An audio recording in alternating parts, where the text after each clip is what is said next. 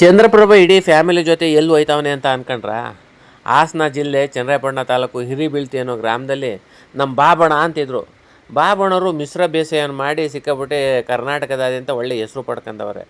ಅವರು ಹಂಗೆ ಜಮೀನಿನಲ್ಲಿ ಜೇನುವೆ ಒಳ್ಳೆ ಸಖತ್ತಾಗೆ ಸಾಕಿದರು.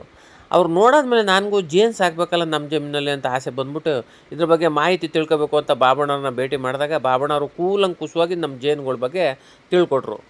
ತಿಳ್ಕೊಟ್ಟು ಆದಮೇಲೆ ನೋಡ್ರಪ್ಪ ಚಂದ್ರಪ್ರಭಾ ಬರೋದು ಬಂದಿದ್ದಾರೆ, ನಮ್ಮ ಒರಿಜಿನಲ್ ಜೇನುತುಪ್ಪ ತಿನ್ನಿ ಹೆಂಗಿರ್ತದೆ ಟೇಸ್ಟ್ ಹೇಳಿ ಅಂತ ಹೇಳಿದ್ರು. ನಾವು ತಿನ್ನಲೇಬೇಕಲ್ಲ ಅಂದ್ಬಿಟ್ಟು ಫಸ್ಟು ನನ್ನ ಹೆಂಡ್ತಿ ಟೇಸ್ಟ್ ನೋಡಿದ್ಲು. ಆಹಾ ಏನು ಸಖತ್ತಾಗದೆ ಅಂತ ಹೇಳಿದ್ಲು. ಟೇಸ್ಟ್ ನನಗೂ ತಿನ್ನಿಸಿದ್ಲು. ನಾನು ತಿಂದೆ, ತುಂಬ ಚೆನ್ನಾಗಿತ್ತು. ಹಬ್ಬ ಇಂಥ ಒರಿಜಿನಲ್ ಜೇನುತುಪ್ಪ ನಾನು ಎಲ್ಲೂ ತಿಂದೇ ಇರಲಿಲ್ಲ. ಆಮೇಲೆ ಎಲ್ಲಕ್ಕಿಂತ ಹೆಚ್ಚಾಗಿ ನಮ್ಮ ಗುರುಗಳು ಮೂರ್ತಿ ಸರು ಬಂದಿದ್ದರು. ಮೂರ್ತಿ ಸರ್ಗೂ ಒರಿಜಿನಲ್ಗೆ ಚೆನ್ನಾಗಿ ಜೇನುತುಪ್ಪನ ತಿನ್ನಿಸ್ಬೇಕು ಅಂತ ಹೇಳ್ಬಿಟ್ಟು ತಿನ್ನಿಸ್ತೀನಿ. ಆಮೇಲೆ ಜೇನುಗಳನ್ನು ಕೈಗೆ ಇಟ್ಕೊಂಡಾದ್ಮೇಲೆ ಮೂರ್ತಿ ಸರ್ ಕರೆದೆ. ಮೂರ್ತಿ ಸರ್ ಜೇನು ನೋಡ್ಬಿಟ್ಟು ಯಪ್ಪ ಕಚ್ಕಿಚ್ಬಿಟ್ಟದು ಅಂತ ಹೇಳಿದ್ರು. ಏನೋ ಆಗಿಲ್ಲ ತಿನ್ನಿಸ ಅಂದ್ಬಿಟ್ಟು ತಿನ್ನಿಸ್ದೆ. ಅವರು ತುಂಬ ಖುಷಿಪಟ್ಟರು. ಹಾಗೆ ಮನೆಗೂ ತಗೋಗೋಣ ಅಂತ ನಿರ್ಧಾರ ಮಾಡಿಬಿಟ್ಟು ಮೂರ್ತಿ ಸರು ಮನೆಗೆ ತಗೋದ್ರು. ನಾನು ನಮ್ಮ ಮಟ್ಟಿಗೆ ತಗೊಬಂದೆ. ನಮ್ಮ ಮಟ್ಟಿನಲ್ಲಿ ನಮ್ಮವ್ವ ಎಲ್ಲ ತಿಂದರು. ನಾನು ನಿರ್ಧಾರ ಮಾಡಿದೆ ನಮ್ಮ ಜಮೀನಲ್ಲಿ ಜೇನ ಸಾಕಲೇಬೇಕು ಅಂತ.